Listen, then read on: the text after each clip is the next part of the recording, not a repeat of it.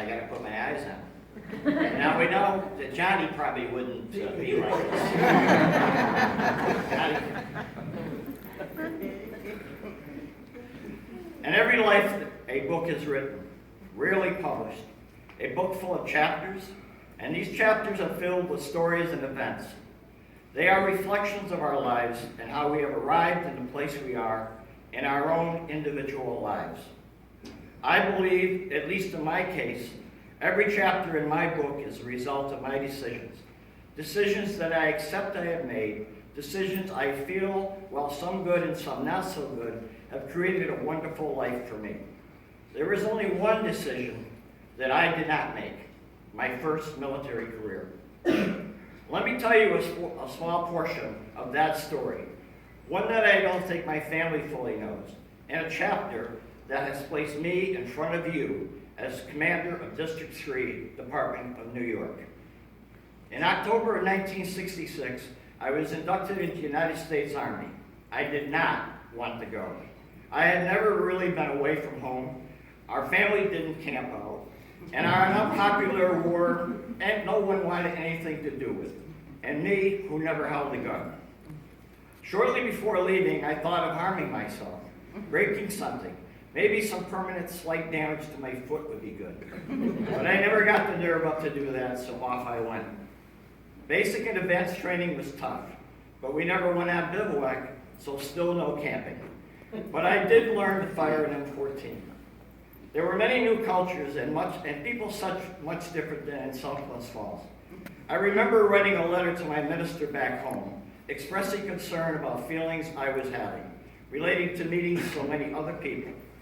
It wasn't a racial or religious prejudice, but there was just some I didn't like. The minister wrote back and told me that our religion taught us that we should love thy neighbor, but never talked about having to like them. I felt much better. A few months before I was drafted, my first cousin Jimmy Bates enlisted in the Marines. Since I was an only child, he lived in Glens Falls, across the bridge. He and his sister, my cousin Barbara, were my brother and sister. He was a star athlete at St. Mary's Academy. Football, baseball, anything he wanted to be good at, he was. His cousin, who didn't camp or hunt, not so much. We had a great childhood as our families did a lot together. Jimmy had completed Marine Corps basic training and was named Outstanding Trainee of the Cycle and was awarded a set of Marine Dress Blues, a very high honor. By this time, I graduated from our artillery school in Fort Sill, Oklahoma. I was at the top of the gung-ho list. I, with many others, cheered with excitement when we found out that we were going to Vietnam. Finally, camping and a gun, and a chance to kill. The Army had made me a new person. I returned home for my 30 days pre-Vietnam leave. Perhaps the last time my family would be together, but I'm sure that at that time, that was never spoken. At the time near the end of that leave, I answered a phone call. It was my Uncle Hank. He was very distraught, crying and insisted in talking to my dad. Jimmy had been killed in Vietnam. Everyone was devastated. All attention changed. Eventually, I had to leave for Fort Lewis, Washington, for my what is now called deployment. I found out years later that my Uncle Hank, during the long period of waiting for Jimmy's body to return home, called congressmen, senators, the Pentagon, anyone he could, to try to get permission for me to stay home, at least for the funeral, to no avail. I was wounded slightly in Vietnam. When asked, I instructed that my family not be notified. I was only in a field hospital for a few days, and again, much later, my mom told me that they figured it out anyways, because I had written home letters on Red Cross stationery. So why, on this day of installation, this Mother's Day, I tell you this boring story about this chapter in my life? Because of my mother, and the mothers and fathers that we have, children to serve and serving today and tomorrow. It's about our assumed obligations that we have accepted to do more and support veterans and their family. When I got out of the Army in 1968, that wound got me 10 points on a veteran's preference, which resulted in a job at the post office as a letter carrier. I learned during the days of introductions a very interesting thing. Oh, you're Mike Hoag. Didn't your mom work at Dr. K's?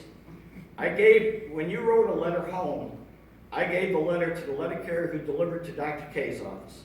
Your mom did not want to wait until she got home to check the mail. What a wonderful, caring thing.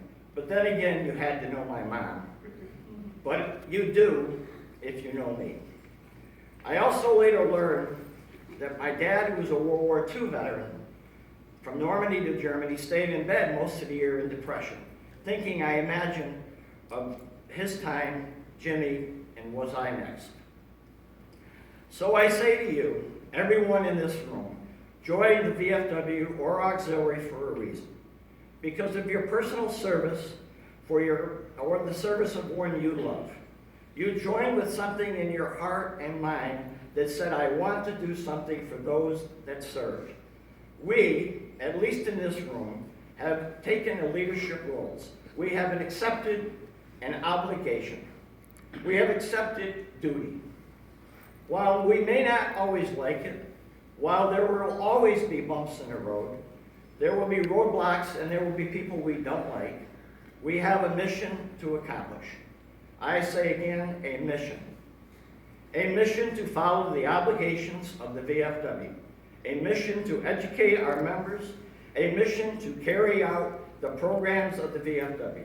And a mission that is not contained in the VFW or auxiliary manuals in words, not a program and not a requirement, and I don't know why. But just the models that say, no one does more for veterans and unwavering support for our uncommon heroes. We have a mission to take care of veterans and their families when and where we can. I do not have a specific commander's project, other than to ask each post to do something personal for a needy veteran in or out of the VFW or their family if and when possible. Yes, there may be times that we do something and later find out that we were scammed. Yes, we did that before and it came back on us. Personally, I would rather make that mistake than to turn away a truly needy veteran because we might get taken. But that's just me. I'm going to work with the senior officers to develop a program, perhaps awarding a post auxiliary or person within our organizations with the best efforts, shall I say. I would like, if accepted, to include this in our Gold Chevron Award banquet. Perhaps a very nice trophy that would be passed along.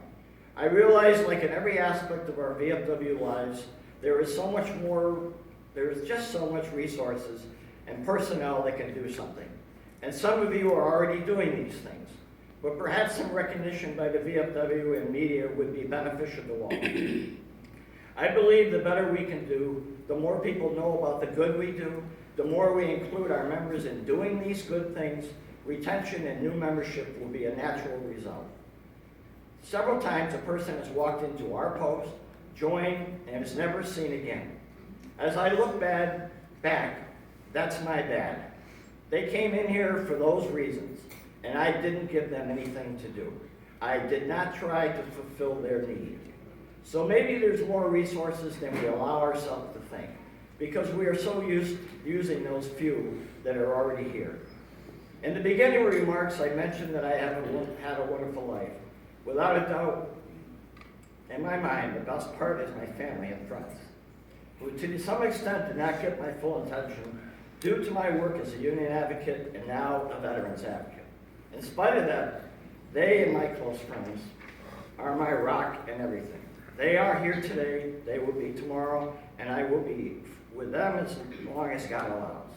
I ask you, the members of District 3, VFW and Auxiliary, not necessarily to like everyone you deal with, but to love each other in a common bond, making the terms unwavering support for uncommon heroes, and no one does more for veterans, a reality to the maximum extent possible in our post and in our lives.